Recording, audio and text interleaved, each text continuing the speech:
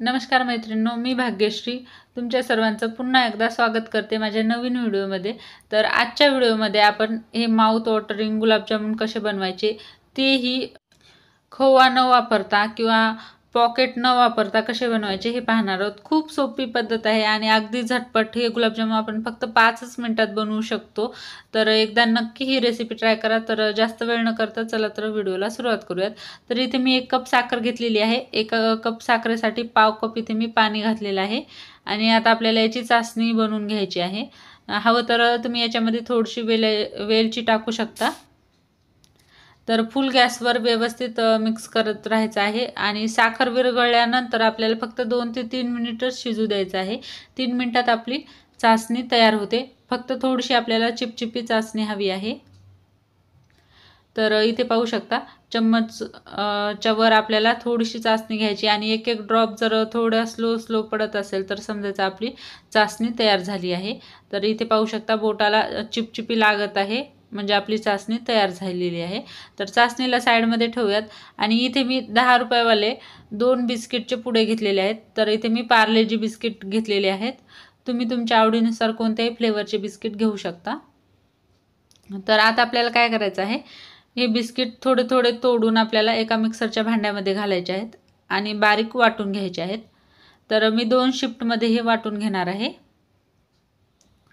तर व्यवस्थित बारीक वाटून घ्यायचे आहेत आणि वाटून घेतल्यानंतर काय करायचं आपल्याला, एकदा हे जे चूर आहे हे पूर्ण आपल्याला चाळून घ्यायचं आहे जेणेकरून थोडंसं जाडसर बिस्किट राहिला तर ते वरती येईल।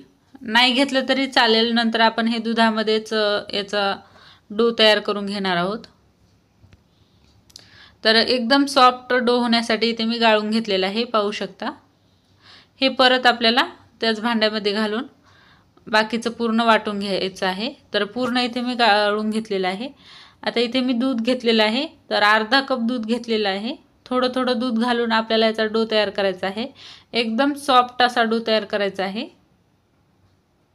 तर दूध नसेल तर तुम्ही दुधाऐवजी पाणी देखील वापरू शकता।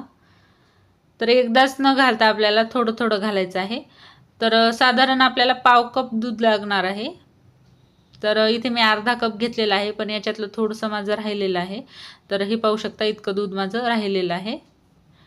तर आता थोडंसं तूप लावणार आहे मी हाताला तूप लावून एकदा हा पूर्ण डो आपल्याला व्यवस्थित मळून घ्यायचा आहे। तूप लावल्याने काय होईल, एकदम सॉफ्ट आपला डो तयार होईल आणि सॉफ्ट डो झाल्यावर गुलाबजामुन आपले एकदम सॉफ्ट बनतात। तर अगदी 2 ते 3 मिनिटांमध्ये आपला डो सुद्धा तयार झालेला आहे। आणि आता आपल्याला काय करायचं आहे, थोडा थोडा पेढा तोडून दोन्ही हाताच्या मध्ये गोल गोल करत असे एकदम सॉफ्ट असे गुलाबजामुन बनवून घ्यायचे आहेत। बिलकुल क्रॅच वगैरे येऊ द्यायचे नाही। थोडंसं क्रॅच जर येत असेल तर थोडं 10 ते 20 सेकंद परत याला दोन्ही हाताच्या मध्ये गोल गोल करायचं आहे। तर मी पूर्ण गुलाबजाम बनवून घेतलेले आहेत आणि साईडला तेल देखील ठेवलं होतं तापण्यासाठी। आता थोडासा तुकडा टाकून आपल्याला पाहायचं आहे तेल तापलं की नाही। तर आपल्याला जास्त कडकही नाही आणि जास्त थंडही नाही, मीडियम तेल तापलेलं हवं आहे। तर त्याच्यामध्ये हे गुलाबजामुन आपल्याला सोडून घ्यायचे आहेत।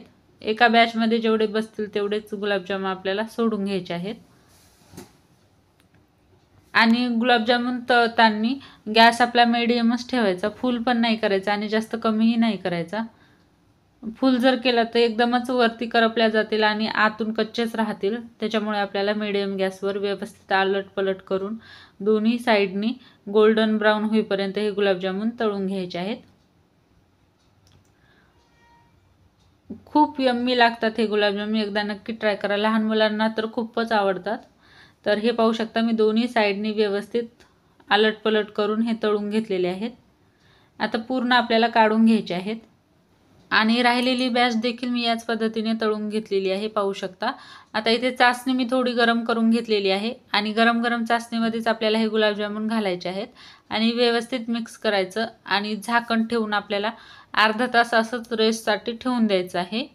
अर्धा तासानंतर आपण पाहणार आहोत। तर हे पाहू शकता अर्धा तास झालेला आहे आणि एकदम आपले गुलाबजामुन मुरलेले आहेत, पाहू शकता।